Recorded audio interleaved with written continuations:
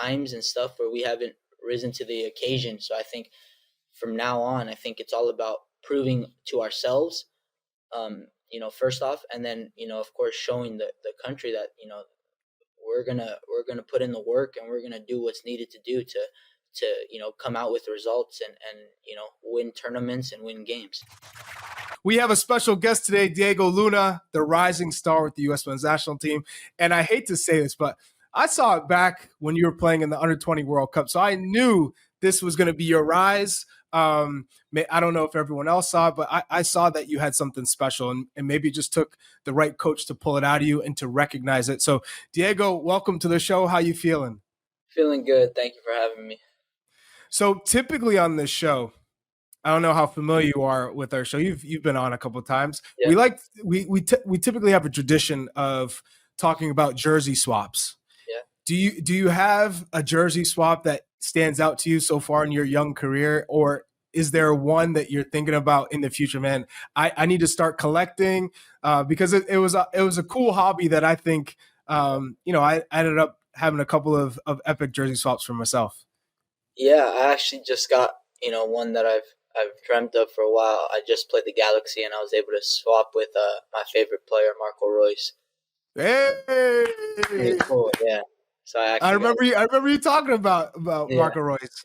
Yeah. Did you have a little conversation with him? Yeah, we got to chat in the locker room, and it was crazy. It was kind of a surreal moment. Watching him growing up, and now being able to swap jerseys with them, and he wanted a jersey of mine as well, and I was like, sure, man, that's pretty crazy, but yeah. I love it. So what are you gonna do with it? Do you just keep it in stores? Do you frame it right away? Like, what's your process when you start collecting jerseys? Yeah, I have all the jerseys that I've collected in one kind of like box or one area, and yeah, when I get the house that I want or something, I'm gonna put them all up and hang them up and stuff. Oh, dope. I like that. Yeah. I'm slowly starting to do it here, but this is an important month, Diego. This is Mental Health Awareness Month, and something that you've very much have loved to address, and you've been very open and transparent, which I absolutely love. It's a new generation to recognize mental health, and so in saying that, where are you today with mental health? How much stronger are you that you've been able to share everything that you've gone through up until this point? Yeah, I think for me, the biggest thing was, getting the help, getting the therapy and going into therapy sessions, where now that has allowed me to kind of just be open with everything, because, it's shown me that, there's another side of the game that people aren't aware of, or people maybe hide from. And I think that's the coolest part, is that, I'm not afraid to speak about it, or, let everyone hear that there are struggles and pressure that people go through, with the mindset and mental side of the game. So to be able to speak out and showcase it, and, have people, look up to me in that way is an awesome thing. I'm curious because, I did flirt with having these conversations with therapists. But I always found it tough to be consistent with it, especially when you say, you have that conversation, and then I'll never forget, I had a conversation and I scored a hat trick the next weekend. So I said, I'm good. I don't need to continue to have these conversations. I'm fixed. Yeah. How do you stay consistent with it? Because it's so easy to say, all right, I've treated myself, I've treated my mind, I'm good. I don't have to waste any more time, quote unquote, to continue to strengthen my mind. Yeah, I felt the same way. The first kind of week I started therapy, I was able to score my first goal of the season last year.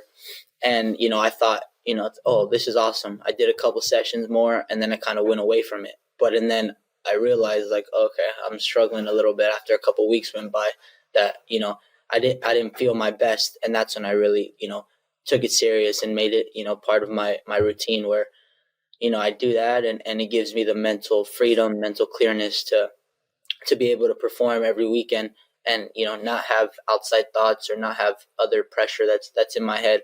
And yeah, I think, keeping it a part of the routine is very important, because it's something that's not going to just go away after 1-2 sessions. It's something that you're going to have to build into your routine and continue to work on to allow you to be your best. So let's move on to where we've started to see you rise, where this kind of rise has begun, right, Diego? You star at the U20 World Cup, and you feel like you're ready for the next step. You're starting to play regularly with RSL and also have an impact. So now the Olympics is on the horizon, and for whatever reason, you were not picked. To my surprise, to many people's surprise, and you declined the alternate spot, which couldn't have been easy. So, what was your mindset at that time? Yeah, it was a difficult decision, to say the least. I think the decision had a lot of things that went into it. Of course, I was upset. I wanted to be a part of that team. Something that I wanted to do in my career, and of course, it would have been a great place to showcase myself. But it is what it is. They offered me the alternate spot, and I just declined it because I thought of a lot of things that I think it was a very big year for me to stay at RSL and to continue to perform and help the team. And missing out on the season with a month and a half was going to be very crucial to me. Not having playing time, and I was getting into my flow. So and I always listened to my gut and to my family and what we felt what was best. And I think I made the right decision, as that season allowed me to really grow and have become an all-star, become young player of the year, and really help RSL into the playoffs and have a breakout season for me. So I think I made the best decision, and it is what it is. No hard feelings, no anything. It's just that's the way soccer is, and we move on. All I gotta say is you took one step back to take two steps forward. So Exactly. I absolutely love it. So now we're heading into this camp. What's the vibe like within the U.S. men's national team these days? Because it seems like, you have all these people, there's a lot of chit chatter about the team not being mentally strong. They're not having the right mentality. There are only a few players that show up. Where is the team right now? Yeah, I think in these past, 3-4 trainings, the main thing has just been the grit. I think that the trainings have been very intense. I think the trainings have been very, hard, you can say, as an easy word, but the guys are going in hard. We're focused. The intensity is up. So I think that we're in the right place right now, and we're going in the right direction leading into these friendlies. So heading into these friendlies, I'm sure you're aware of what Mauricio Pochettino, your head coach, has said about you and your mentality and the way that you're willing to do anything for the badge, for the flag. What does that mean to you when you hear those words? What kind of emotions do you have when the leader of this national team is speaking so glowingly about you?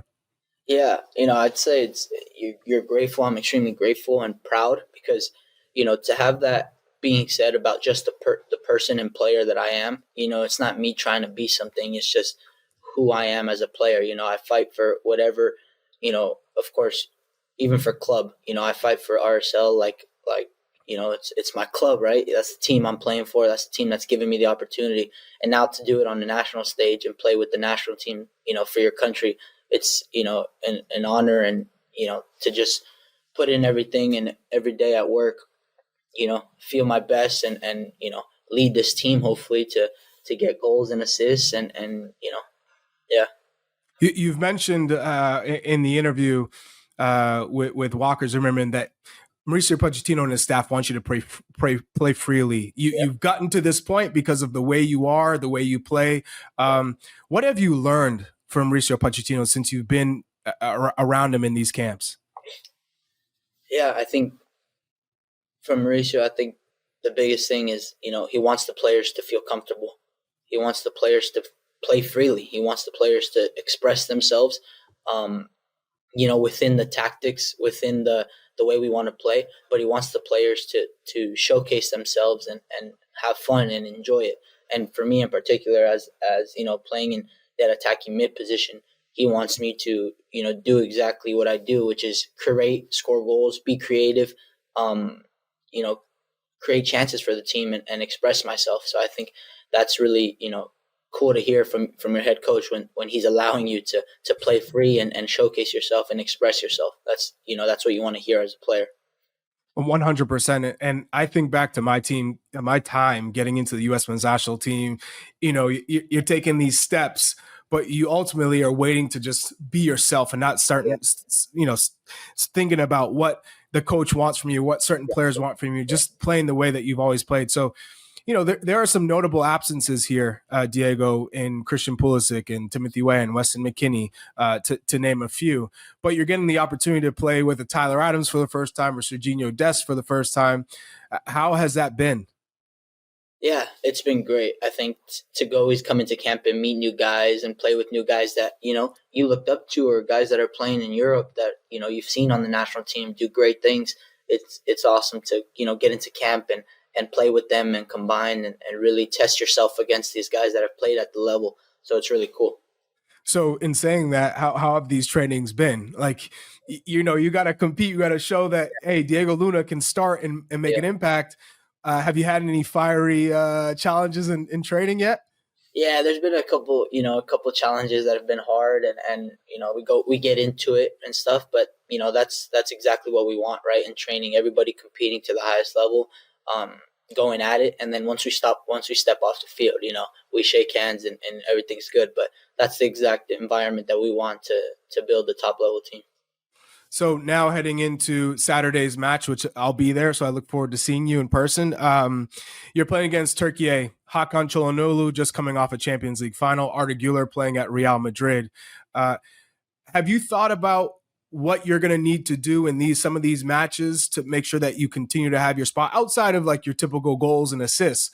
What is needed from you to continue to play at this high level? Yeah, I think for me, especially in the position that I play, it comes down to, number one, creating, scoring goals.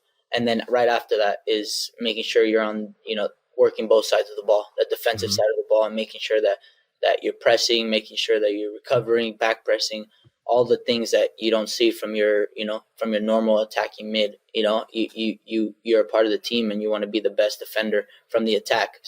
So I think that's another thing that's going to really, showcase and help me to continue to perform is making sure that I'm playing both sides of the ball. How much pressure do you put on yourself in these situations? Because, just looking at your trajectory, right? You are at 8 goals right now for RSL. You're absolutely flying. So it seems like you are rising to the occasion, knowing that we're a year out from the World Cup. So how much pressure are you putting on yourself versus my intensity's here, but I'm just playing the way I've always played? Yeah, I think it may go for me, and that's something like taking it back to, the therapy and stuff. It's something that you talk about there in those situations, and that's what allows you. But I think it comes and goes. I think there's pressure that I put on myself some days, but for the most part, I like to really not think about the future or think about too much. I kind of take it day by day and play soccer because one, it's an honor to play for your country, but two, because I'm extremely grateful and I love the game to be able to do this as my career. So I'm just taking each day as having fun and working my butt off to showcase myself and be where I can be. Like you said there, you do anything to play for your country, and I think you've made it known across the country, across the U.S. men's national team pool. You got to put your country first, and maybe a broken nose or busted up nose is what it takes. So, what effect does that have on the players? Do you think? What would you say to anyone calling this group of players soft, for instance? Yeah, I think the media and stuff will always talk and will always see things maybe differently, whether than being in camp or being within the staff. But I think that at points that they are right, and that there's times and stuff where we haven't risen to the occasion. So I think from now on, I think it's all about proving to ourselves, first off, and then of course showing the country that we're gonna put in the work and we're gonna do what's needed to do to come out with results and win tournaments and win games. So in saying that, I've noticed that you and Patrick Gajiman, kind of newcomers at the same time with the U.S. men's national team, you connected on a goal in Nations League. It feels like you both have that same type of mentality, and you're both newcomers. So have you bonded over this experience, over this journey? Are there any other players within the camp that you've started to get really close with? You know, you're eating meals with, you're spending time with in the hotel? For sure, yeah. Me and Pat have gotten along really good. I think, especially since being in the camps together, we were new guys coming in, so it was good to connect with him, and now continuing to be with him in camp. Yeah, and then of course having him play, right above me at the number 9 spot, we have to have that good chemistry and good connection. So me and him have been connecting. We've had chats, and we like to play with each other because we're always looking for each other. We like to, be the guys to create chances and score goals, right? So I think, having that connection and chemistry between us is really good for us, but also good for the team. In saying that, are there a number of strikers that you've gotten used to it over this camp? Because there's some new ones, Damian Downs, Brian White, of course, who's been there. But what has training looked like? Because the number 9 position, they've been starving for service, so they need guys like you to provide opportunities and be creative. Yeah, I think all the guys that are in camp as the number 9 right now are training well, are doing really well, and I think that's what we need is those guys to compete for a spot, because we need that number 9 spot to be at their best, right? So I think having each number 9 here in camp, working hard and finishing and training their best to be the best is only going to raise the guy that starts on each game, to the highest standard. So I think that's what we need, and it's looking good. So the guy in the room with you right now, Diego, Michael Cameraman, right? Yeah. Legendary press officer. He was a part of this photo shoot that your current coach at RSL took part of. So I want to put up a picture here. Okay. Are you going to be involved in any Are you going to be involved in any of these type of photos prior to the World Cup in the build-up? Can you top this? Can you top this? Absolutely not. I will not be a part of anything like that. But okay. Hey, but that's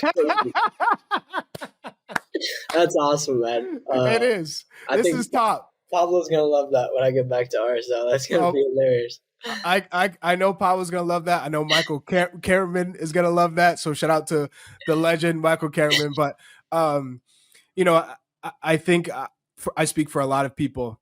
You are a player that is much needed, both on and off the field. Your mentality, the way you carry yourself, your story, being a barista to learn how to communicate with people, right?